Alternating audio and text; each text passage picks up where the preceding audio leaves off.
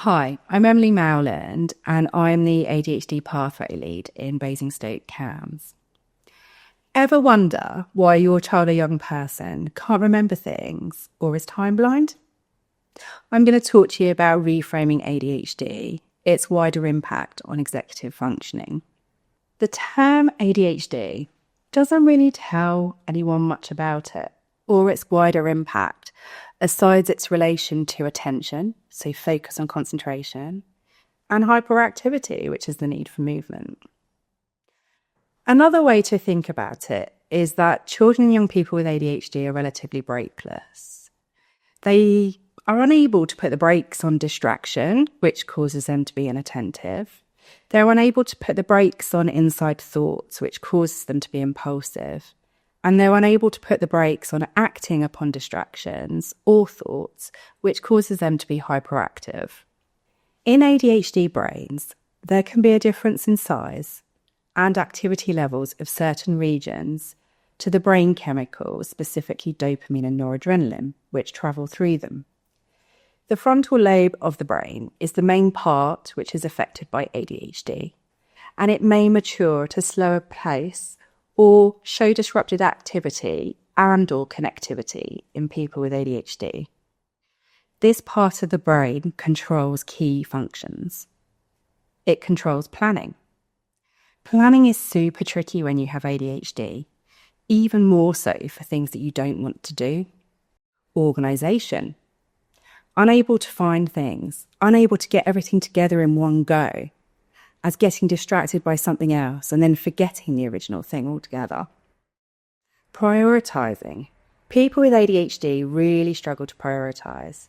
If given a list of things to do, they will often go for the quickest thing on the list and will then just lose interest. Or potentially forget there's a list altogether. Emotional regulation. The ADHD brain is a really busy one, and people with ADHD get triggered very easily by things when they're overwhelmed, and they go from 0 to 100 in split seconds. Thinking about memory, people with ADHD can often recall minute details from the past, however, struggle with the day-to-day recall of events or tasks. This makes learning really tricky, as the idea is that you do your work in the class, and then the next time you have that lesson, you build upon that previous learning. But what if you can't remember what you did previously? Time blindness. Have you ever counted your child down to leaving the house and wonder why they're not ready? Whilst they may well be able to tell the time, the concept of what that actually means is often lost. Tasks never take the amount of time that they allocate to that task, so they may overpromise or overbook themselves. Motivation. It's tough to find motivation, particularly for things that you don't want to do or have zero interest in. When they do get started on a task, it's often not finished as they get distracted by another thought or something in their environment.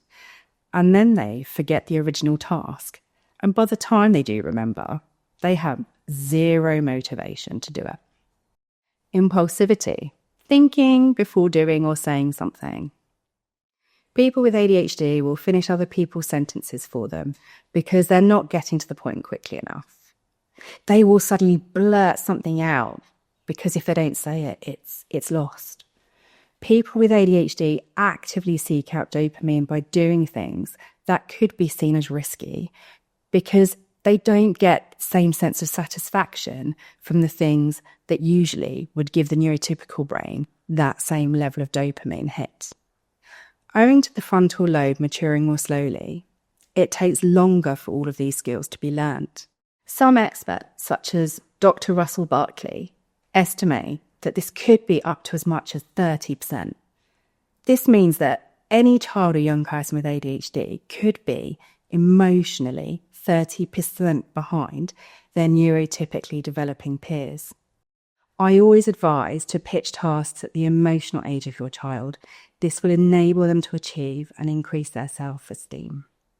So, in summary, there is a whole lot more to ADHD that people don't ever consider.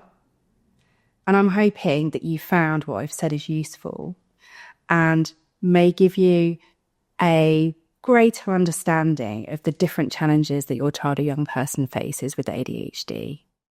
Thank you so much for listening. There is a lot more information available on the Hampshire CAMS website should you need it.